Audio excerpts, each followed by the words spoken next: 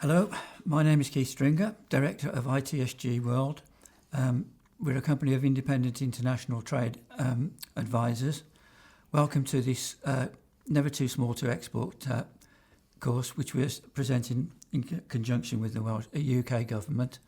On the screen now we can see the weekly programme of sessions. We've gone through the first 4 or 5 parts. We come now to Incoterms. In each part, are you ready to export, find your market, how to sell the goods and service, movement of goods, all very, very important in their own way. Movement of goods, Incoterms is equally vital. Some people may argue it's more vital than the other parts because that's going to be determining A, how the goods are dispatched, sent, received, and B, how much profit you're going to make from the actual transaction. So we come to Incoterms, not the most, should we say, interesting part of international trade statistics and duties. However, it's absolutely vital that clients understand which are the best Incoterms for the client themselves and to be sure that it actually fits what the customer needs as well as. So it's internationally agreed, used worldwide, with a contract and other form of sales agreement. Latest Incoterms, I believe, is now Incoterms 2023. A lot of people work to Incoterms 2020, and they generally tend to be updated. Not a great deal changes of them about them, apart from the fact that obviously modes of transport, the way people do business, they do actually change over a period of time. So the Incoterms are actually updated occasionally.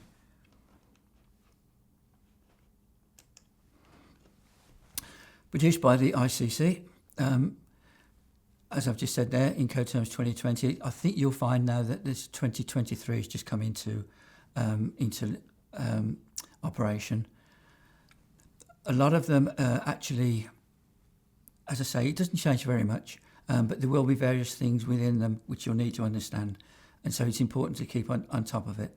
You see at the bottom there, it has 11 terms. 7 of these cover all forms of transport, 4 for ocean freight. As we go through this,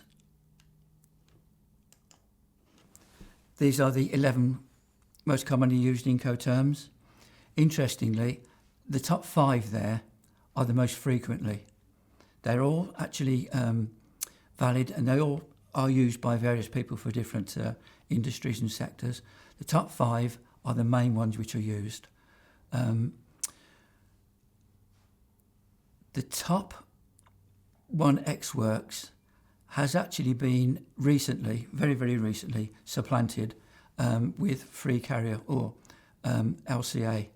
And that's purely and simply because of documentation and problems with having proof of export. A lot of, I've always advised people in the past, and lots of people in our business would suggest that people use the X Works terms mainly because all transport duties, taxes, all onward costs are borne by the customer. So the manufacturer, producer, anyone like that, basically they get the goods to the warehouse door. All of the other costs are transferred to the buyer. One big drawback for that, which is it's always been a case, but it seems to have manifested it over current years, is that it's often difficult to get proof of export. So if a client sends the carrier to the door, getting the paperwork back to prove that the goods have left the country can be very, very difficult. Free carrier, free alongside ship, free on board, all of these have their own different insignificant parts. And we'll go through it more as we go through. FOB, free on board, always be careful of that as an exporter, in so much as lots of foreign companies tend to quote everything as FOB. Not necessarily because they're trying to be awkward in any way, shape or form, but it's universal and standard. And they tend to think, well, everything that we actually buy from overseas is FOB. That isn't the case, so always be careful when you get a purchase order. Check that the terms quoted on the purchase order are the terms which you've agreed. So we'll go through them individually. Some, as I say, are very, very much more important than others. This, ostensibly, the new way that we talk about it is the same as this, but a lot of people tend not to call it Ex Works now. So, as I've said there, you make the goods available at your location. It could well be that if your warehouse isn't particularly big enough, you might want to transfer it to a neighbour, something like that. But wherever the goods are picked up by the customer, that's when all the costs, insurance, risk, if you like, all that then goes to the buyer.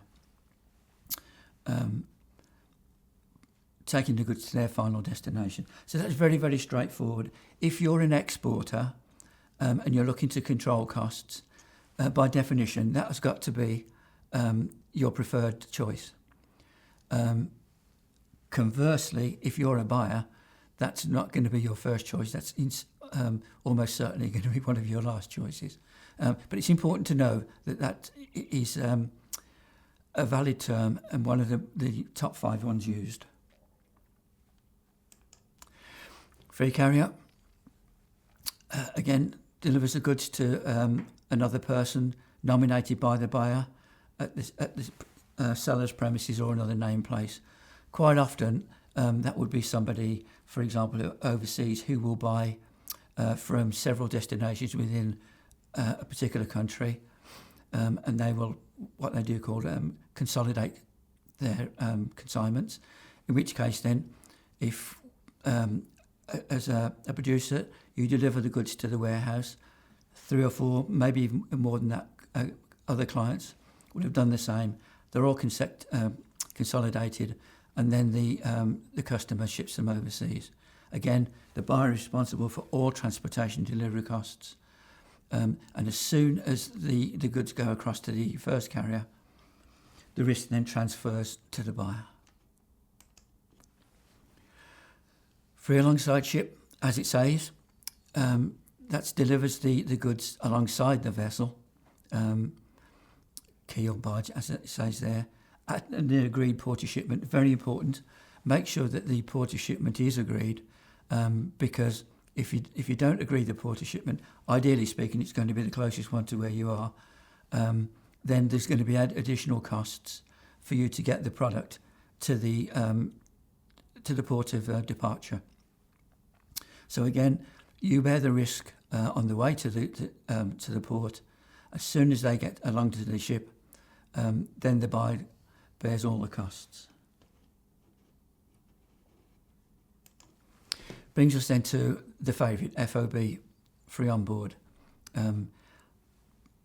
Traditionally been called in the past free over the rail, and simply that's the situation.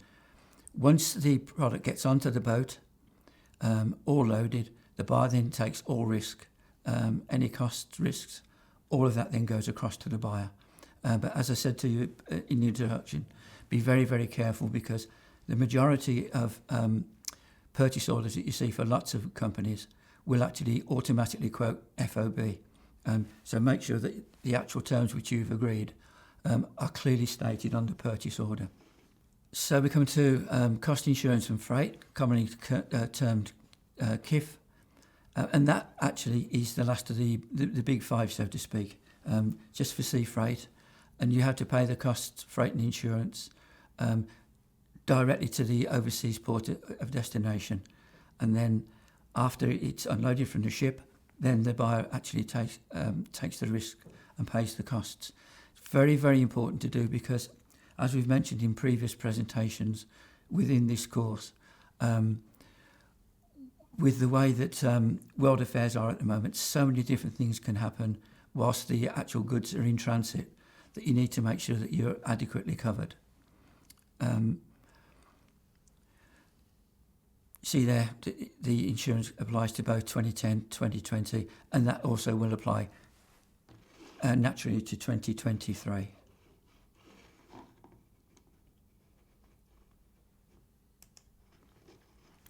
Okay, Some of these now are a bit more specialised because people want to, I won't say pick and choose the way they actually ship the stuff, but everyone's looking at costs, both from the shipper and from the person who's buying it. So some actual terms will fit different people in different ways. So you see there,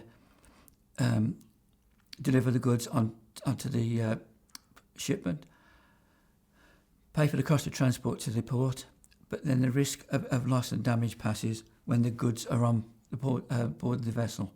So again, it mitigates the charges which you as the producer would pay, and it just adds a little bit of extra cost onto the buyer.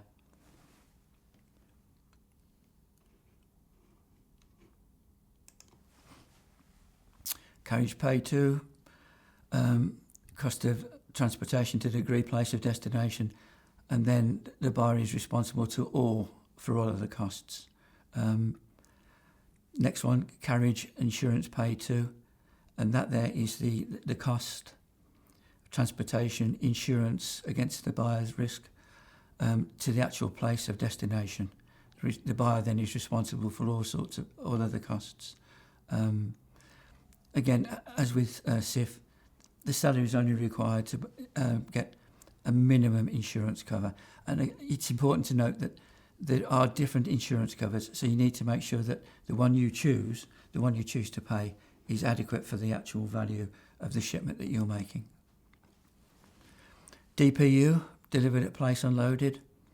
Now this can apply to air, sea, any type of transport, and then you arrange the carriage and the delivery of the goods. Unload the goods at the destination as well. After that then, the buyer completes all the customs clearance, and then we'll pick up the goods, deliver them to their own premises. This is the most onerous. If you're a producer, this is the most onerous of the terms, and I must confess I have used this many times, and quite often it's used if you're delivering direct to independent retail, for example, because this then you're responsible for all the costs. You deliver the goods to the should we say that, let's say a retail store, that sort of stuff, and then all the costs, duties, customs, etc. are paid by yourself. Now, you may wonder, well, why would you want to do that? But in some countries, and I'll quote USA as an example, if I'm at an exhibition selling my product to an independent retailer, they'll ask me the landed cost. They don't want to know it's going to be this cost, add on the customs duties, whatever. They want to know exactly how much that's going to cost. So as a producer, you may think to yourself, well, why would I want to be doing that if it's going to be adding to my costs? Then naturally what one's looking to do then is to make sure that those costs, you check those costs, phone those costs before you set the selling point to the client, and add those into your selling price to the client. That does take an awful lot of work, but it's very important that you do it.